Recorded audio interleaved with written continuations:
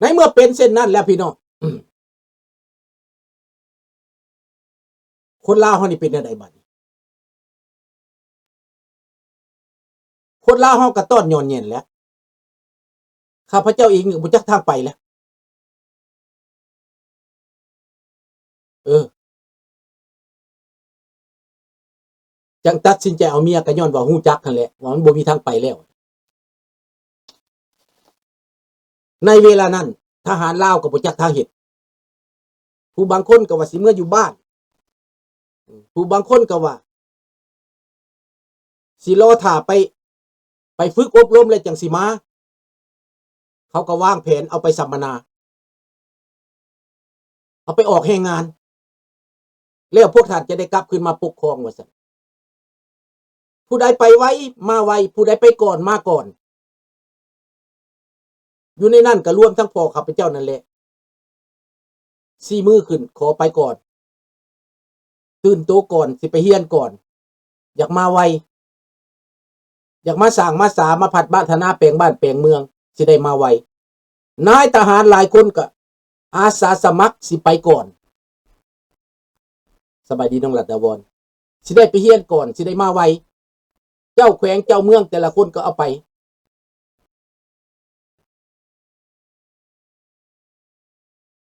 ลิงน้อยลุงบ่ให้เขียนเรื่องราชการที่9ที่10ก็บ่ให้เขียนเด้อลบออกไว้คันซั่นลึงลบให้มันสิเขียนบ่ได้เด้ลุงบ่ให้มาเถียงกันอยู่นี่เนาะแต่ลุงขอลบเด้อ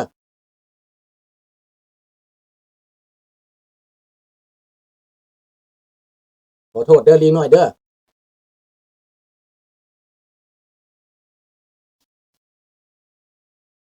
ดังนั้นในเมื่อเป็นเช่นนั้นพี่น้อง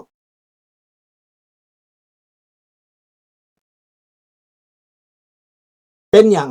ลาวเฮาจังตกไปเป็นแบบนี้ประเทศไทยเขาเจ้ารอดประเทศลาวบ่รอด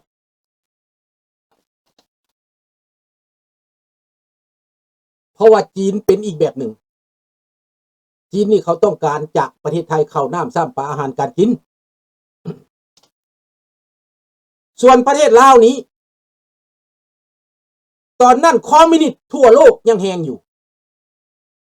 โซเวียตก็ยังแฮงอยู่ในยุโรปทั้งหมดหนุนพวกคอมมิวนิสต์จะเป็นฮังการีโรมาเนียโปแลนด์ต่างๆเป็นฝ่ายคอมมิวนิสต์เบิดซ้ายจัดเบิดรวมทั้งฝรั่งเศสด้วยถึงแม้ประเทศฝรั่งเศสบ่เป็นคอมมิวนิสต์แต่เป็นประเทศโซเชียลิสต์ก็หนุนพวกฝ่ายค้านนะไปหนุนสปปลาวให้เป็นคอมมิวนิสต์นี่มันเป็นแบบนี้พี่น้องถึงแม้นคนลาวสิโตนหนีไปอยู่ฝรั่งเศสเป็นหลายแสนคนแต่ก็เฮ็ดหยังบ่ได้เพราะว่าประเทศฝรั่งเศสบ่ได้เป็นประเทศที่จะช่วยเหลือเจ้า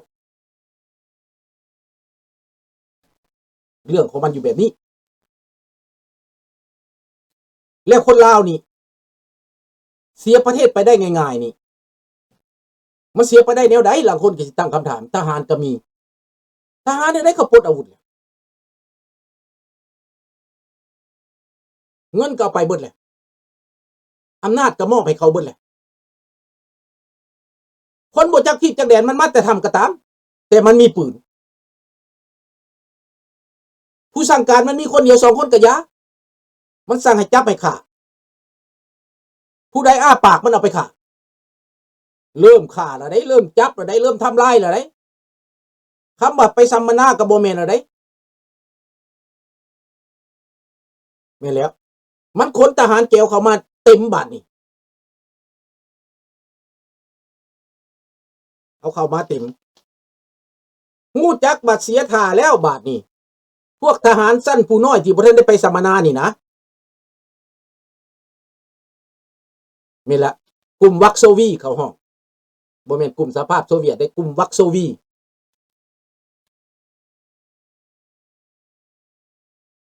นาโตกับวักโซวี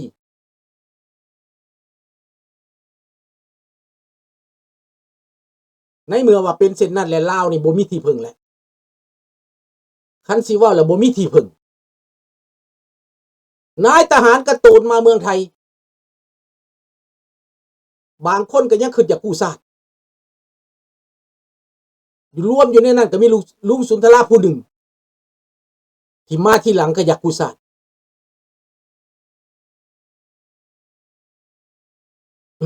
แมน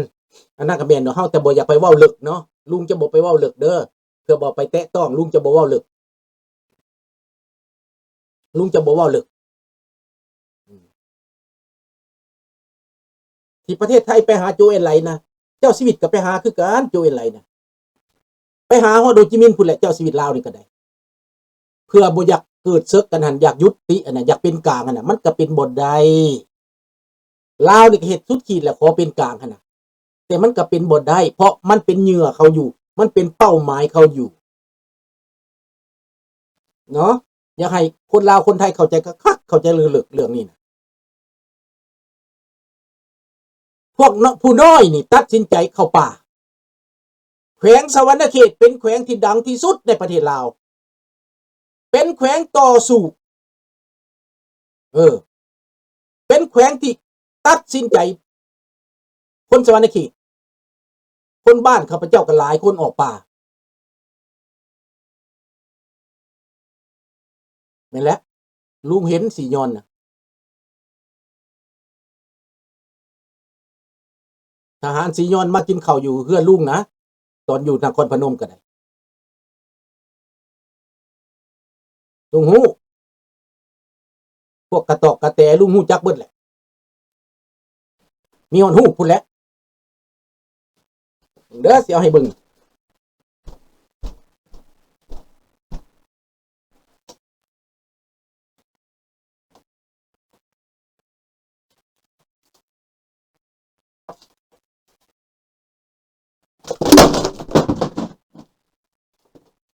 โอ้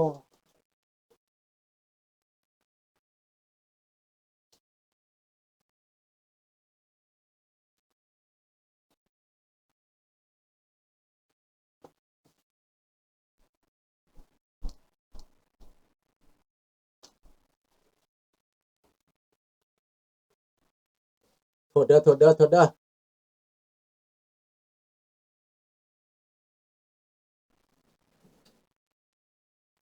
จอล่มอ้าวมาแล้วบ่นี่เสื้อสีฟ้าอยู่ทางหลังแม่นลุงเลยนี่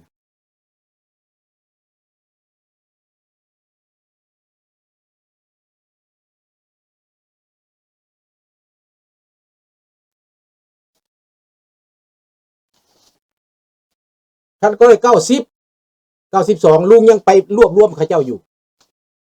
แต่มันก็เป็นไปบ่ได้เพราะประเทศที่2บ่ร่วมมือแล้ว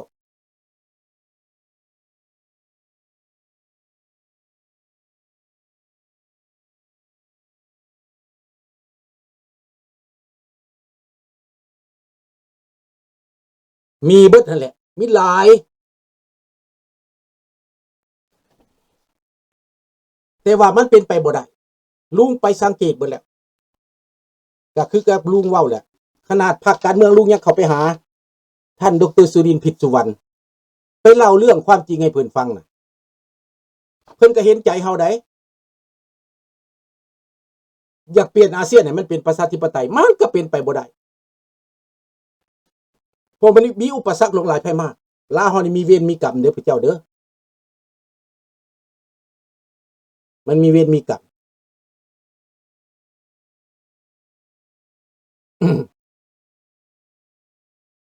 ดังนั้น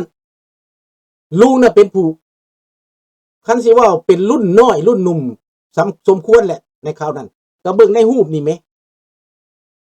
ตอนนี้คือสิแม่น40ปลายเนาะ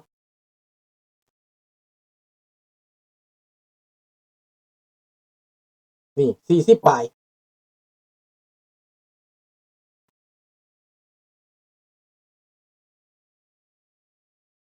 หัวหน้าเขาเจ้า4คนได้นี่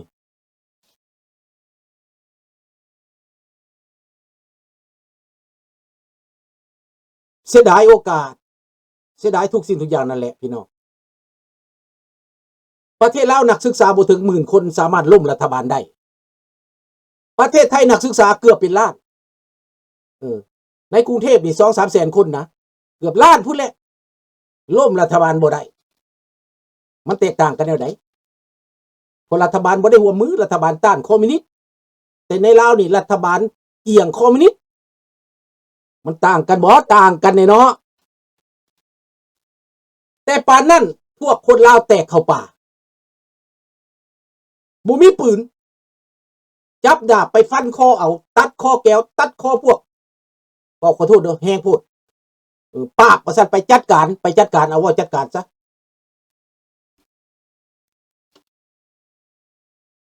จับดาบจับเงาไปจัดการเอาได้อาวุธมาหลวงหลายไพ่มากพี่น้องสร้างกองกำลังขึ้นมาหยุดสางแขวงสวรรณเขตลุงยังอยู่ในนั้นยังอยู่ในลาวอยู่ยังอยู่น้ำพวกลาวแดงอยู่พี่น้องแต่ที่พร้อมแล้วสิออกไปผสมทุกถ้าเมื่อใดบันแห้งเต็มที่ถ้าเมื่อใดมีโลกสนับสนุนสิส่งเมียเมื่ออยู่บ้านว่าตามความจริงเด้อนี่เด้อแล้วเขาสิออกเอาอาวุธออกไปสมทบเลย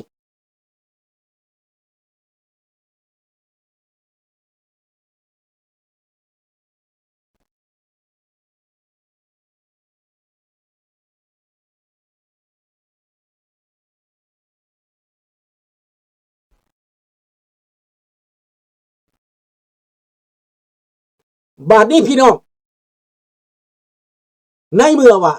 คนลาวลุกขึ้นต่อสู้แขวงสวรรณเขตนี่ต่อต้านเรเบลลิองว่าซั่นไปทุกหมู่บ้านมีคนออกป่าจับอาวุธต่อสู้แขวงสวรรณเขตได้สวรรณเขตลุกเป็นไฟตั้งแต่1976ถึง1980ที่ข้าพเจ้าหนีมานะการต่อสู้ยังบ่ได้ลดละ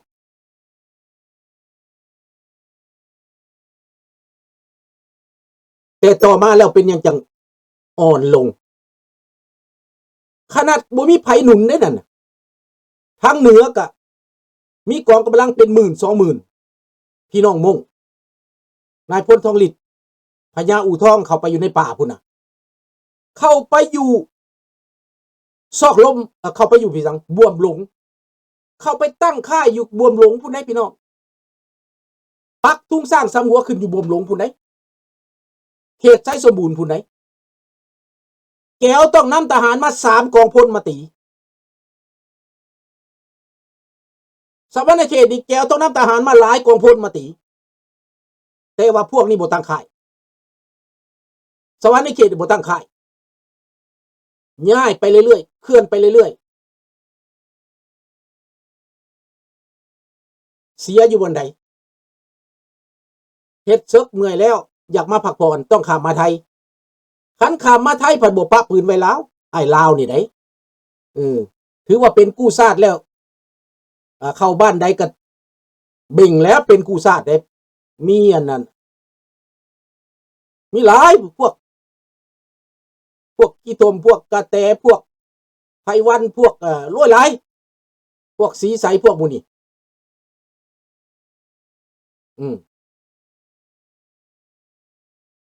แล้วนั้นเป็นแบบนั้นแล้วพี่น้องลุงคิดว่ามันสิเกิดใหญ่ขึ้นในลาวขนาดแก้วเขายังบ่ย่านเด้ลุงเห็นความกล้าหาญของคนลาวนี่บ่ธรรมดาเด้พวกแก้วอยู่ห้วยกระแสเขาห้องว่าพวกกองพันพิเศษของแก้ว207 100 กว่าคน